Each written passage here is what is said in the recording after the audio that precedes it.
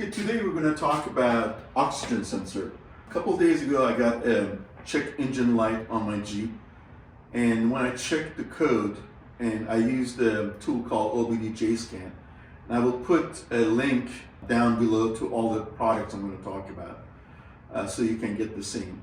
Now there is a way that you can check to see what the code is on your Jeep without a tool, buying a tool or software. And the way you do that is on these 24 Jeeps is you push the push start button 3 times. So it goes, so you need to cycle it 3 times quickly. Go into ACC, run, ACC, run, ACC, run. And on the third one, right below the odometer, it will give you the code. It's P131 or whatever it is. And then you can Google that and look it up internet. But I use OBD scan. It's a great tool for troubleshooting. Now these oxygen sensors apparently go back quite a bit. This is my first Jeep. I've had it about 8-9 months. There are 4 oxygen sensors on the Jeep, and all but one have failed. So in June I replaced 2, and that was a nightmare. I had to go to the dealer. It took about a month to get it fixed. One, to go in there for him to diagnose it. Then they didn't have the oxygen sensor. They had to order it. There was a backlog, and it took 2 weeks for him to get it, and then I had to reschedule it again. It was a little over a month before I was finally able to fix it. So after that, I just decided to learn how to do it myself. And this time I replaced it. Really, it wasn't that difficult. In about less than an hour, you can replace it. And I actually figured out a new way to do it. That I'll show you guys. That's really easy. But so basically, just to talk a little bit about oxygen sensors, what they are. So there's the right bank, which is on this side of the Jeep, and the left bank, which is on the driver's side. And that this is for the 6-cylinder. I'm talking about the 6-cylinder, which is the Jeep I have. You need to check for your version or engine, it may be different. But for the 6-cylinder, the right bank or bank 1 is going to be always on the right side, on the passenger side. And the left bank or bank 2 is always going to be on the driver's side. So when I looked up the error code, it said bank 1, sensor 1. That's the upstream sensor. So that's the sensor higher up here. And that basically looks at the engine and monitors to get the right fuel oxygen ratio for the cylinders to work properly and for the engine to operate efficiently. There's another one after the catalytic converter, downstream. It's called the downstream or 1-2, bank 1, sensor 2, and that's basically going to the exhaust, and that's primarily used by the computer to check the emissions, to make sure you're meeting the emissions goals and all that stuff. Exactly the same setup on the other side of the Jeep, and that's going to be bank 2, sensor 1. It's going to be the upstream, and bank 2, sensor 2, which is going to be down lower, is going to be the downstream oxygen sensor. It's not that expensive. I got it on Amazon. I'll put the link. It's about $50. Rather waiting another month to get it fixed. Here are the tools that you need to change the oxygen sensor. You need obviously the oxygen sensor itself. I'm replacing the bank 1, sensor 1. So for that oxygen sensor, the Mopar part number is right over here. Okay.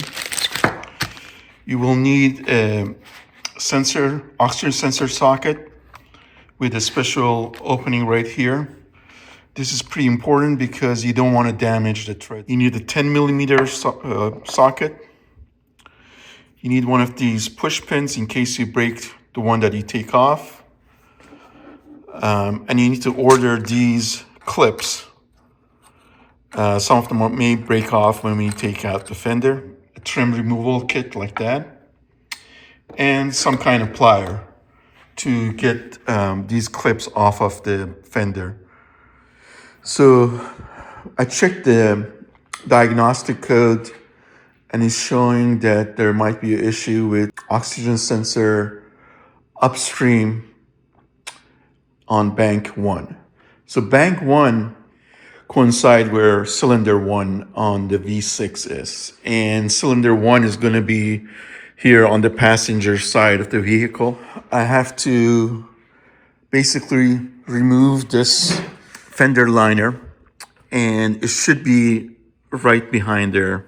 And looking online, most places are saying, well, just go ahead and remove all these rivets. So we have to break all these rivets.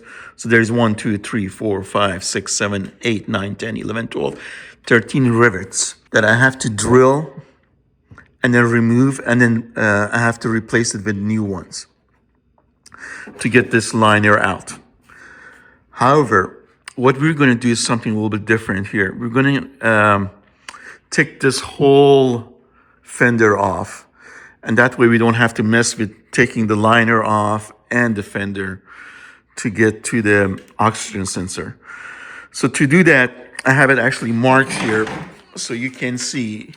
You need a 10 millimeter socket here, a 10 millimeter socket here, another 10 millimeter right in here, and one is going to be right in there, 10 millimeter that you're going to have to take off, plus a plastic push pin right there.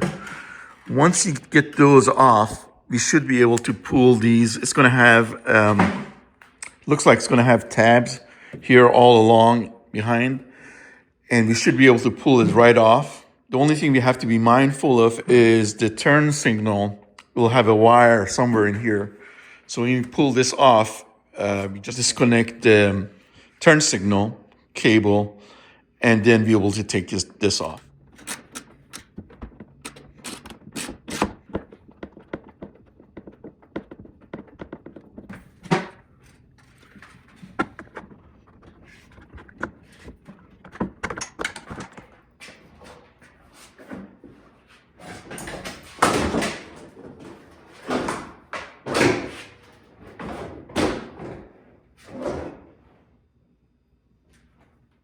And after pulling this off, you can see these tabs are what was holding it right here. And some of them are going to break off, especially if you've had your Jeep for a while, like this one broke off, this one broke off. And that's no problem. We can, I ordered some, you can get it from Amazon. I'll put the link down below. To disconnect the turn signal, there is a little tab here that we have to pull out. Okay, once you pull out this tab right here, you can press down and you should be able to pull it right off.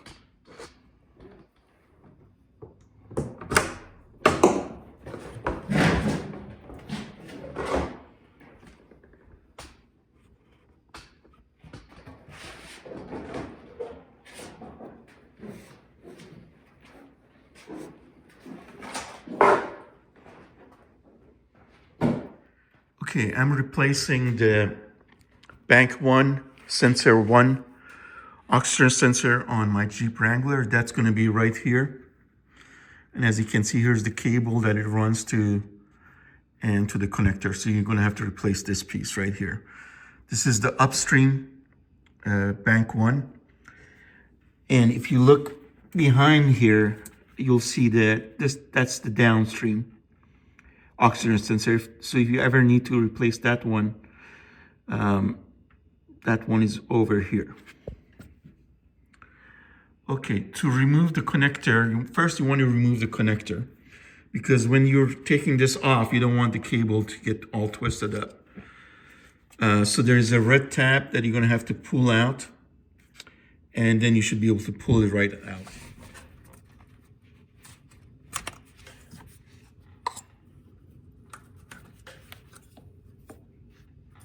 Okay, to take off the oxygen sensor, we have this special socket. So we're just gonna put it around the cable here. And once we have the socket on here, we can go ahead and put this on and take it off.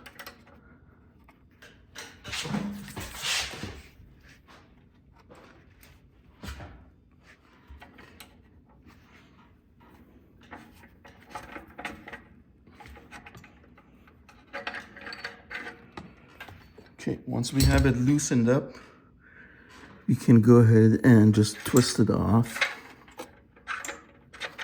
with our hand.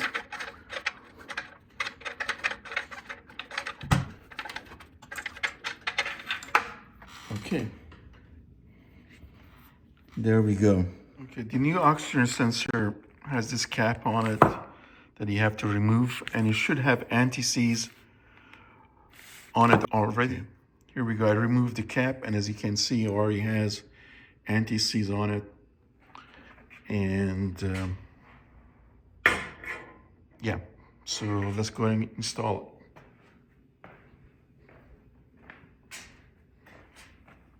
it. Okay, to install a new oxygen sensor, we can just hand tighten it first.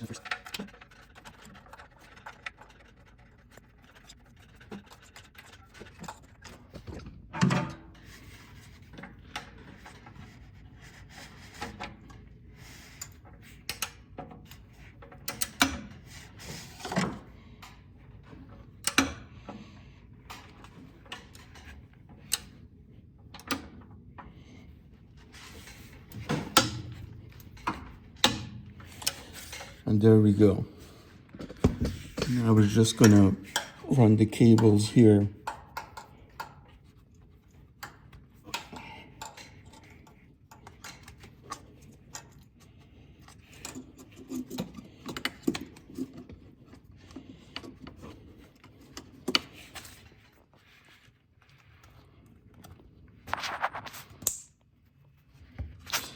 And then we want to make sure we push this red tab in. Okay, and that's it. Okay, to get these tabs off, to reinstall the fender, you want to use a pair of pliers. Reach back here.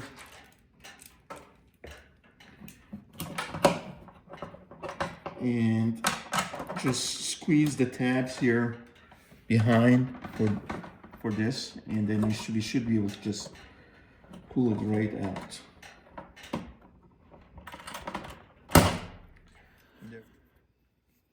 And to install these connectors now, you'll notice there's a space right here in between.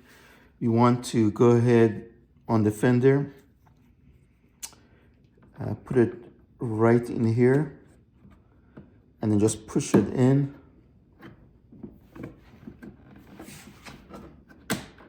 There we go.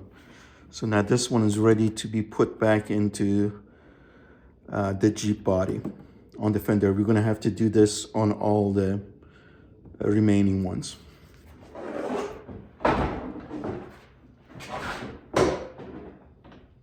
First, we're gonna go ahead and connect the turn signal.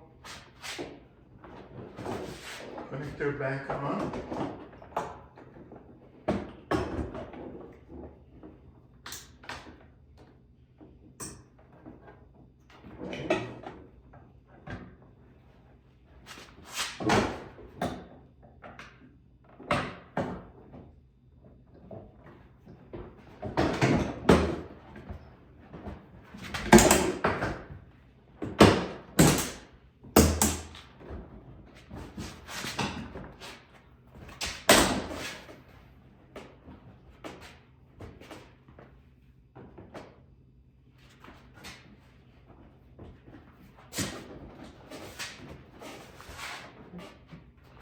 Okay.